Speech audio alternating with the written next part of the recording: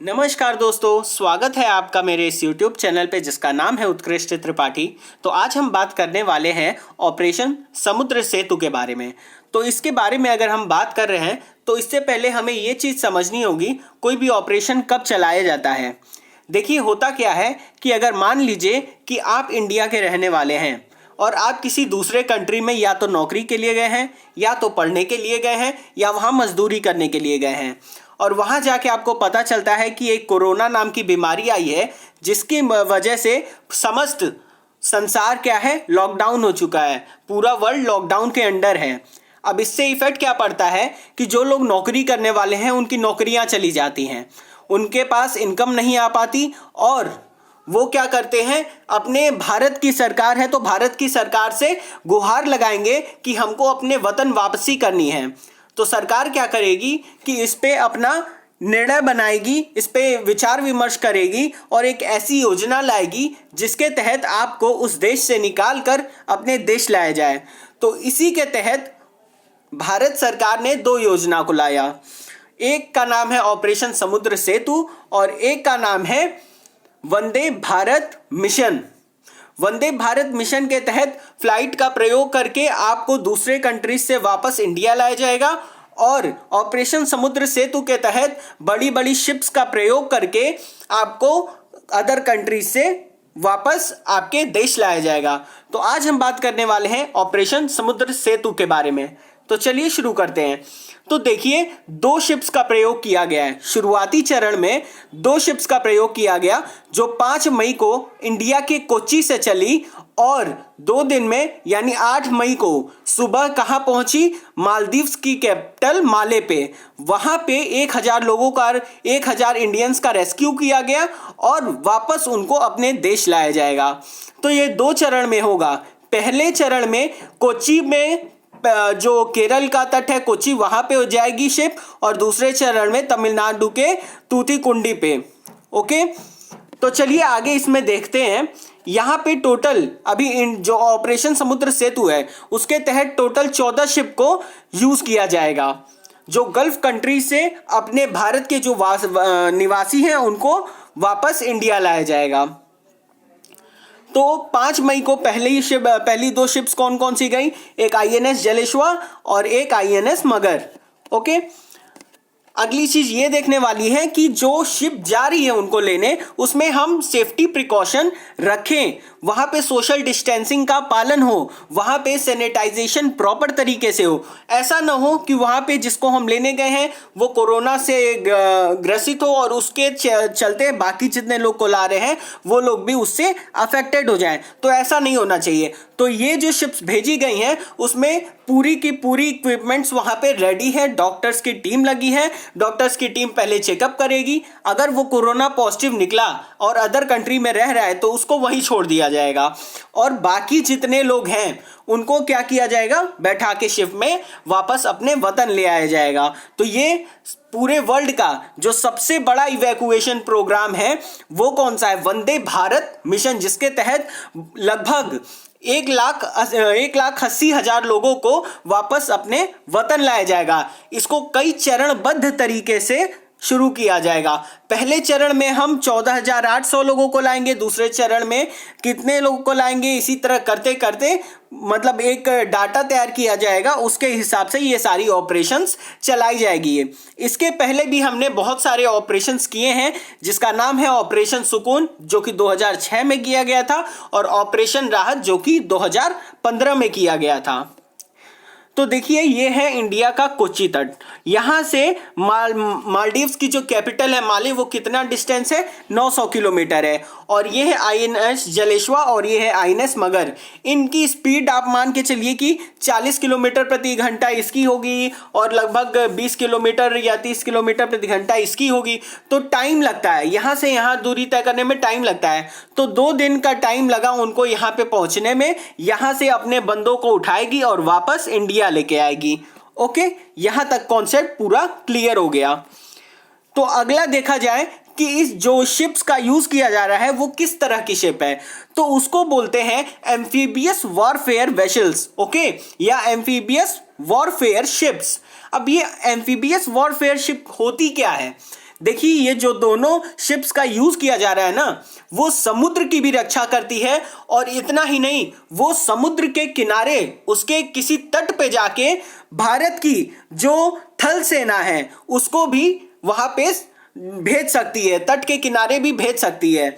इसको सिंपल भाषा में अगर समझाना हो तो मान लीजिए कि किसी एक आइलैंड पे, किसी एक कॉन्टिनेंट पे क्या हो रहा है कि जंग छिड़ गया, और एक देश की सेना चाहती है कि उसकी समस्त सेना वहां पहुंच सके। तो उसको एक तो एयरक्राफ्ट कैरियर से तो हमारा एयरक्राफ्ट पहुंच जाएगा, और दूसरी चीज क्या है कि अगर थल सेना को भेजना हो, उसमें बहुत सारे टैंक कैरी करने हो, उसमें बहुत सारे गन्स, मेटल्स, इसके अलावा पूरी सेना को ले जानी हो, तो उसके लिए एक अलग शिप डिजाइन किया जाता है। उसको क्या बोलते हैं? एम्फीबियस वॉरफेयर वेसल्स, जो कि समुद्र के एकदम तट तक जाती है और वहां पे लॉन्च कर देती है। जितने टैंक्स रहते हैं, जितने ट्रक्स वगैरह रहती है आर्मी की, वहां पे ले जाके उतार देती है। तो इसको बोलते हैं एम्फीबियस वॉरशिप्स। तो चलिए आगे देखते हैं। आज अभी हम बात करने जा रहे हैं जो पहली शिप है आईएनएस जलाश्वा के बारे में। अगर आईएनएस जलाश्वा के बारे में बात करें तो ये नाम संस्कृत वर्ड के नाम से लिया गया है, जिसका मतलब होता है हिप्पोपोटामस। ये कैसी शिप है? तो ये एक एम्फीबियस ट्रांसपोर्ट डॉग की कैटेगरी में आती है। शुरुआत में इसका नाम यूएसएस ट्रेंटन था। जो इसको देखिए होता क्या है, मैं आपको एक क्लियर कट आइडिया दे दूं कि अमेरिका से इकलौती ऐसी शिप है जो अमेरिका से खरीदी गई है, जिसका नाम है आईएनएस जलाश्वा। इसका यूएस में जो नाम है उसका नाम है यूएसएस ट्रेंटन। इसको जब खरीदा गया था तो इसके साथ 6 हेलीकॉप्टर भी खरीदे गए थे, जिनका नाम है सिकोर्स्की हेलीकॉप्टर। यानी 6 हेलीकॉप्टर के साथ इस शिप को खरीदा गया था, और इंडिया में 22 जून 2007 को इसको क्या किया गया, अपने काम के लिए शुरुआत कर दी गई, और यहां पे इसका नाम पड़ा INS Jalashwa. Is the only naval ship that acquired from the United States. जो यूनाइटेड स्टेट से इकलौती जो शिप है उसको खरीदा गया, जिसका नाम था आईएनएस जलाश्वा। ओके, इसका ये कहां पे इंस्टॉल रहती है? तो ये रहती है विशाखापट्टनम में। विशाखापट्टनम कहाँ है? आंध्र प्रदेश में, अंडर ईस्टर्न नेवल कमांड। यानी ईस्टर्न नेवल कमांड यानी जो इंडिया का ईस्टर्न कोस्ट है वहां पे इसकी तैनाती की गई है। तो ये देख सकते हैं। अब हम आपको समझाने जा रहे हैं एम्फीबियन वारशिप का।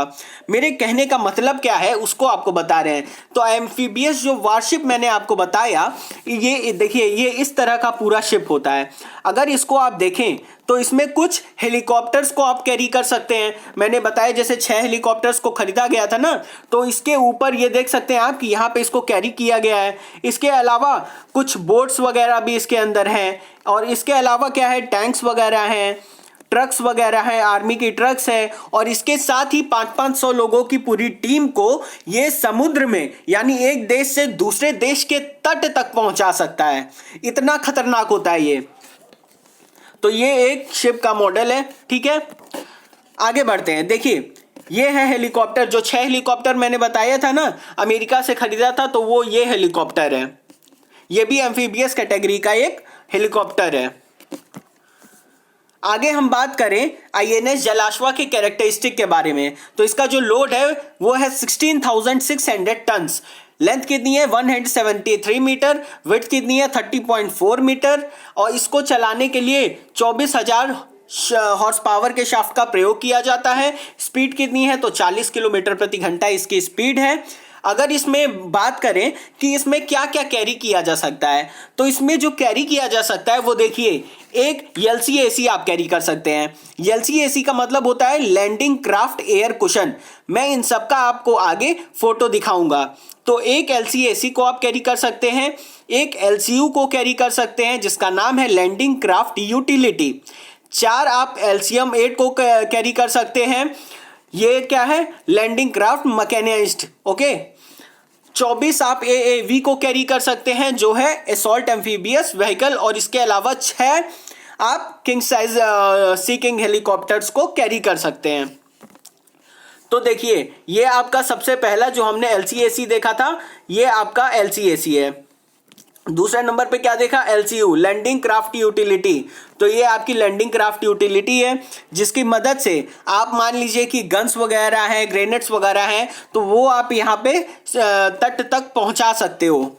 उसके बाद आता है आपका LCM यानी लैंडिंग क्राफ्ट मैकेनाइज्ड। तो यहाँ पे आप देख सकते हैं। और इसके अलावा जो लास्ट में हमने देखा AAV असॉल्ट एम्फीबियस व्हीकल, वो कौन सा है, ये नदी में तैर भी सकता है। ओके, ये कुछ दूर तक नदी में तैर भी सकता है। तो ये आपकी है INS जलाश्वा। ये आप देख सकते हैं कुछ हेलीकॉप्टर इसके ऊपर खड़ी हैं और बाकी अंदर इसके सारे टैंक्स वगैरह रखे जा सकते हैं। आगे हम बात करते हैं INS मगर के बारे में। तो INS मगर के बारे में अगर हम बात करें तो INS मगर एक मगर क्लास एम्फीबियस वारफेयर की कैटेगरी में आता है और ये साइज में INS जलाश्वा से छोटा है, टनेज भी इसका छोटा है, उससे कम है, टनेज भी इससे INS जलाश्वा से कम है, लेकिन ये पूरी तरह से इंडिया में बना हुआ एक शिप है, नेवल शिप है। इसको कब कमीशन किया गया, तो 15 जुलाई सन 1987 को इसको कमीशन किया गया। किसने इसको बनाया, तो garden rich ship builder and engineers Kolkata ने इसे बनाया। इसके भी कुछ कैरेक्टरिस्टिक्स के बारे में अगर बात करें तो पहले ये देख लीजिए, ये इसकी फोटो है। ओके, कैरेक्टरिस्टिक अगर इसकी बात करें तो इसका ये कितने टोटल टन का है, तो ये 5665 टन का है। लेंथ कितनी है, 120 मीटर। विड्थ कितनी है, 17.5 मीटर। प्रोपल्शन के लिए दो इसमें 8560 हॉर्स पावर के इंजन्स का, डीजल इंजन्स का यूज किया गया है। स्पीड कितनी है, तो 28 किलोमीटर पर आवर इसकी स्पीड है। इसमें 4 आप LCVP आप कैरी कर सकते हैं।